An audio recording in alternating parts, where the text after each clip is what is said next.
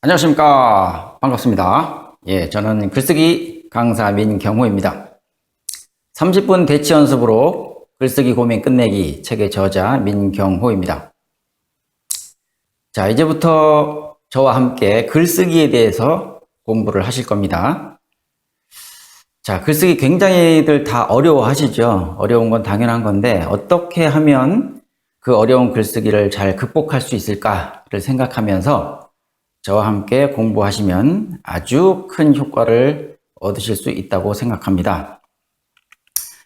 우선 제가 예를 하나 들어보겠습니다. 글쓰기에 대해서 이야기하기 전에 영어에 대해서 한번 이야기를 해보겠습니다. 자, 영어 중요하죠. 특히 회화, 말하는 것은 굉장히 어려워합니다. 문법을 10년을 배워도 말을 못하죠. 그래서 나온 게 뭐냐 하면 영어 회화, 공부법.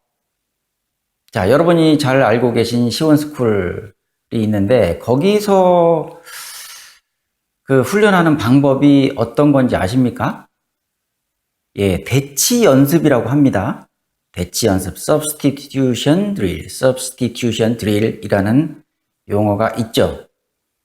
자, 영어 회화에서는 대치 연습을 함으로써 계속 단어를 바꿔가면서 연습을 해서 회화를 정복하겠다는 것이고요.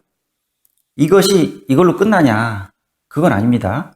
글쓰기에도 똑같이 적용이 되기 때문에 그 훈련법을 우리가 따오면 굉장히 효과적으로 빠른 시간 안에 높은 수준까지 도달할 수 있는 것이죠.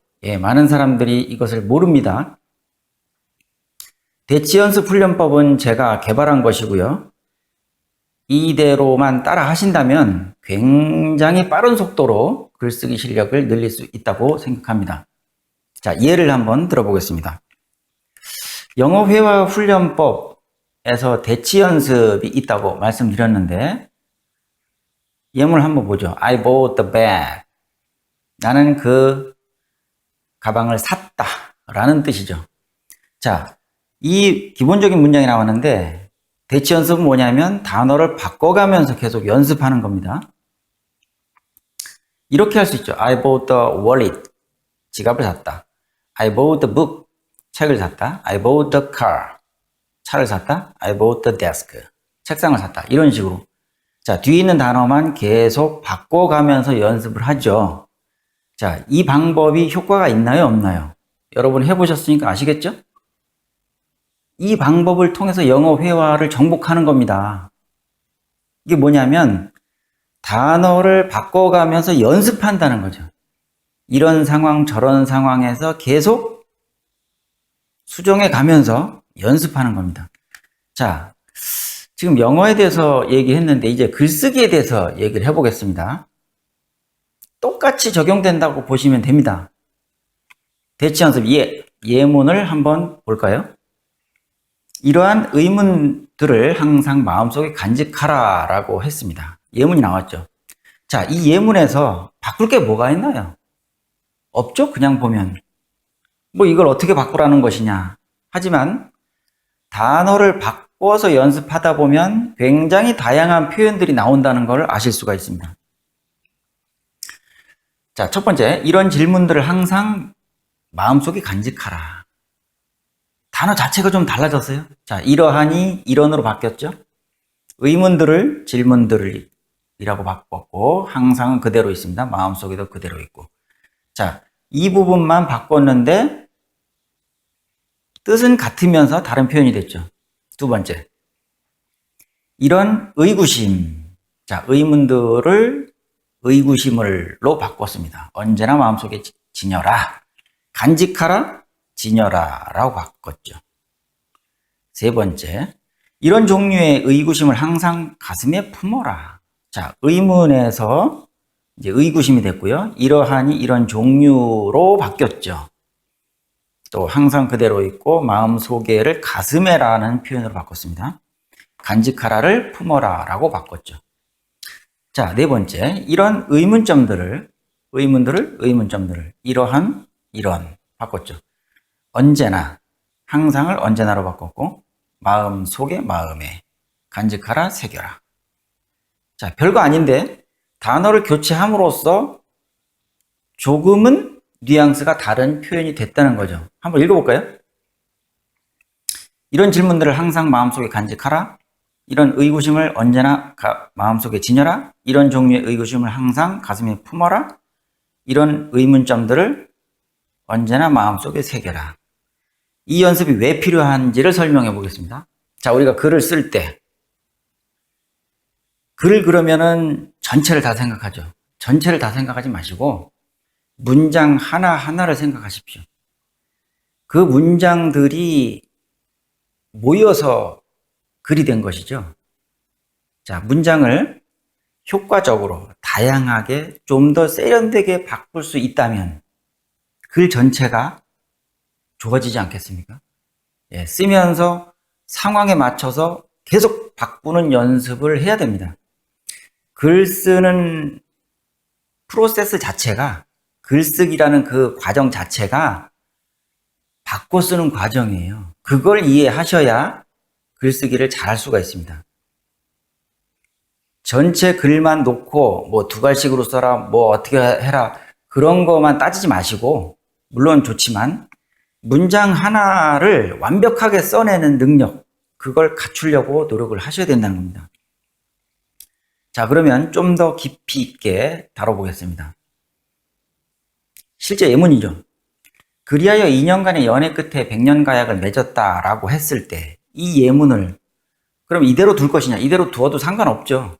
예, 꼭 바꾸라는 건 아닙니다. 하지만 우리가 연습을 하기 위해서 한번 바꿔보자는 거죠. 자, 이렇게 바꿨습니다. 그 후 2년간 연애 기간을 가졌고 마침내 그 사람과 결혼했다. 그리하여 2년간이라고 했는데 여기서는 그 후 2년간이라고 바꿨죠. 연애 끝에라고 했는데 연애 기간을 가졌다는 표현으로 바꿨습니다. 마침내라는 표현은 없었는데 새로 집어넣었죠. 그 사람과 결혼했다. 100년 가약을 이제 결혼이라는 단어로 대치했습니다. 대치 연습입니다. 자, 두 번째. 그리하여 우리는 2년 동안 연애를 했고 마침내 결혼에 골인했다. 예문과 어떻게 다른가요? 자, 2년간의 연애 끝에 2년 동안 연애를 했고 라고 바꿨죠. 자, 마침내라는 말도 들어갔고 100년 가약 대신에 결혼, 그 다음에 골인이라는 표현도 썼습니다. 그렇다면 더 해볼까요? 그래서 2년간 연애한 끝에 평생을 함께 하자는 식을 올렸다. 자, 100년 가약, 결혼, 평생을 함께 하자는 식. 다 같은 말이죠. 다 같은 말이지만 이렇게 써놓으면 조금은 뉘앙스가 달라진다는 겁니다. 그 이후 2년 동안 우리는 연애를 했고 100년 가약을 맺게 되었다. 우리는 연애 끝에 연애를 했고 우리는 이라는 말도 들어갔죠. 100년 가약을 맺게 되었다. 다섯 번째, 그리하여 2년이라는 시간 동안 우리는 서로에 대해 알게 되었고 결혼에 골인했다. 자, 단순한 문장 하나를 5가지로 계속 바꿔봤습니다. 지금은 제가 설명하기 위해서 여러분에게 이걸 다 보여드렸어요. 하지만 여러분이 이걸 공부하실 때는 어떻게 되냐면 이게 이론이 아니고 실습이지 않습니까? 그러니까 직접 써보셔야 돼요. 제가 예문을 드리면 이 동영상을 끊고 그 자리에서 1개가 됐든 2개가 됐든 써보셔야 됩니다. 그리고 나서 이후에 제가 설명하는 것을 계속 들으셔야 그게 효과가 있는 거지, 동영상 보는 걸로 끝내시면 절대 효과를 보실 수가 없습니다. 자, 글쓰기는 실습으로부터 만들어지는 거지 강의 듣는다고 해서 책 읽는다고 해서 좋아지는 건 절대 아닙니다. 그걸 명심하셔야 되겠습니다. 자, 마지막으로 정리 한번 해보겠습니다. 글쓰기 능력은 무엇으로부터 나오냐 하면 바로 문장력으로부터 나오는 겁니다. 문장력. 한 문장을 제대로 잘 쓸 수 있는 사람이 긴 문장도 잘 쓸 수 있고 긴 글도 잘 쓸 수 있는 것이죠. 예. 문장 자체를 만들지 못하는데 어떻게 글을 쓸 수가 있겠습니까?